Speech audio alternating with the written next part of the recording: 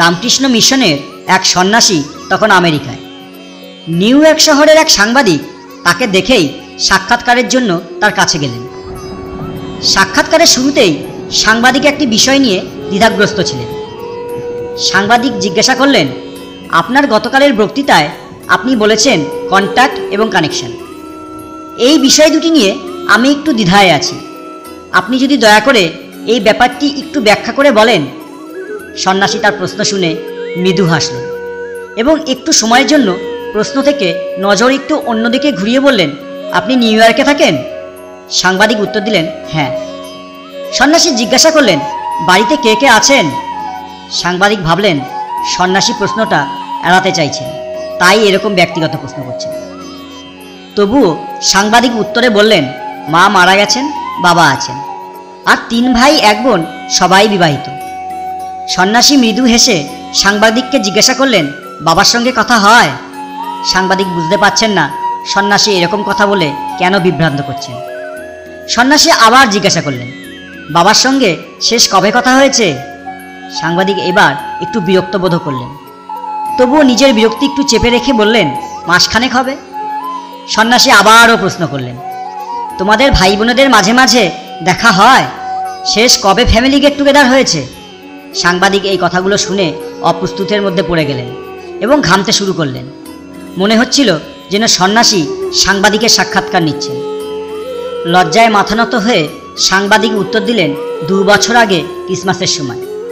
সন্ন্যাসী এত সহজে ছাড়লেন না। তিনি আবারও প্রশ্ন করলেন, সবাই একসঙ্গে কয়দিন কাটিয়েছিলেন? সাংবাদিক উত্তর দিলেন, 2 দিন। বাবার পাশে বসেছিলেন কতক্ষণ?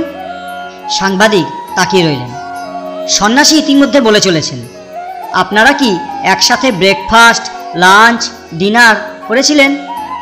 উনি কেমন আছেন জিজ্ঞাসা করেছিলেন? মা গত হওয়ার পর উনি কিভাবে সময় কাটাচ্ছেন জিজ্ঞাসা করেছিলেন? সাংবাদিকের চোখ অশ্রুসিক্ত হয়ে জল গড়িয়ে পড়তে লাগলো। সন্ন্যাসী তার হাত ধরে বললেন, লজ্জিত হবেন না, অনুশোচনা করবেন না। আমি দুঃখিত আপনাকে অজান্তে আঘাত দিয়ে থাকলে। আসলে এটাই আপনার প্রশ্নের উত্তর। বাবার সঙ্গে আপনার কন্ট্যাক্ট আছে, কিন্তু কানেকশন নেই। কানেকশন হৃদয়ে হৃদয়ে হয়। একসঙ্গে বসা, খাবার ভাগাভাগি করে খাওয়া, স্পর্শ করা, হ্যান্ডশেক করা, একে অপরের খেয়াল রাখা, চোখে চোখে রাখা, একসঙ্গে সময় কাটানো। আপনাদের সব ভাই বোনের কন্ট্যাক্ট আছে, কিন্তু কানেকশন নেই। সাংবাদিক চোখ মুছে বললেন, এই সূক্ষ্ম অবসরণীয় শিক্ষার জন্য আপনাকে অনেক ধন্যবাদ জানাই। বন্ধুরা, আজকের দিনে এটাই কঠিন বাস্তব। আমাদের অনেক কন্ট্যাক্ট আছে, কিন্তু কানেকশন কোথায়? অনেকেই গর্ব করে বলি আমাদের এত হাজার কন্ট্যাক্ট আছে, কিন্তু কানেকশন? সবাই নিজের জগৎ নিয়ে, নিজের কাজ নিয়ে ব্যস্ত। আমরা ভুলতে বসেছি নিজের দায়িত্ব কর্তব্যগুলোকে।